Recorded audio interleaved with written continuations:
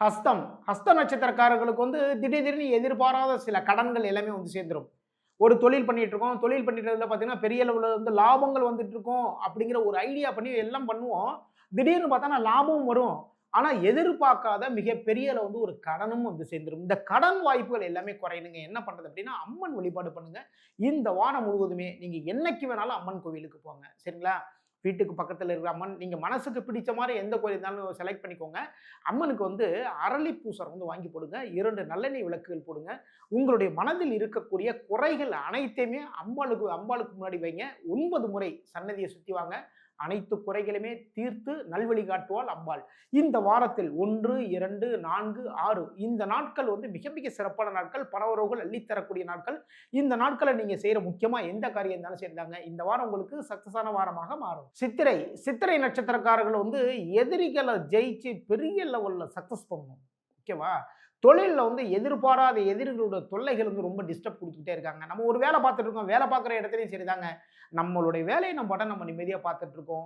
அடுத்தவங்களுக்கு கூட வந்து நம்மளால முடிஞ்ச அளவுக்கு வந்து வேலையெல்லாம் செஞ்சு குடுத்துட்டே இருக்கோம். அப்படி இருந்தா கூட, ஏதாவது நம்மள பத்தி வந்து மேலிடத்துல சொல்லிர்றாங்க. அதன் மூலமாக பிரச்சனைகள் எல்லாமே வந்துட்டு இருக்கு. இதெல்லாம் எப்படி சமாளிக்கிறதுன்னா, இந்த வாரத்துல இருந்து முருகப்பெருமான் வழிபாடு பண்ணுங்க. முருகர் கோவிலுக்கு போங்க. அரளிப்பூ சரம் வந்து வாங்கி குடுங்க. 2 நல்லெண்ணெய் விளக்குகள் போடுங்க. முருகப்பெருமான் சன்னதி வந்து 6 முறை சுத்தி வாங்க. ஓகேங்களா? சுத்தி வந்துட்டு முருகப்பெருமான் சன்னதிக்கு முன்னாடி கண்மூடி உட்காருங்க. உட்கார்ந்து மனமுருக வழிபாடு செய்து கொள்ளுங்கள். அனைத்து தடைகளையும் தகர்த்தெறிவார் முருகப்பெருமான். இந்த வாரத்தில் 31, 2, 3, 5 இந்த நாட்கள் வந்து மிக மிக சிறப்பான நாட்கள். பணவரவுகளை அள்ளி தரக்கூடிய நாட்களாக உங்களுக்கு அமைகின்றது. இந்த நாட்கள்ல நீங்க செய்ற எந்த முக்கியமான காரியம் இருந்தாலும் சரிதான், இந்த வாரம் உங்களுக்கு சக்சஸான வாரமாக மாறும். சுவாதி நட்சத்திரக்காரர்கள் வந்து என்னுடைய வாழ்க்கையில மிகப்பெரிய வெற்றி வாய்ப்புகள மட்டுமே நான் பார்க்கணும்.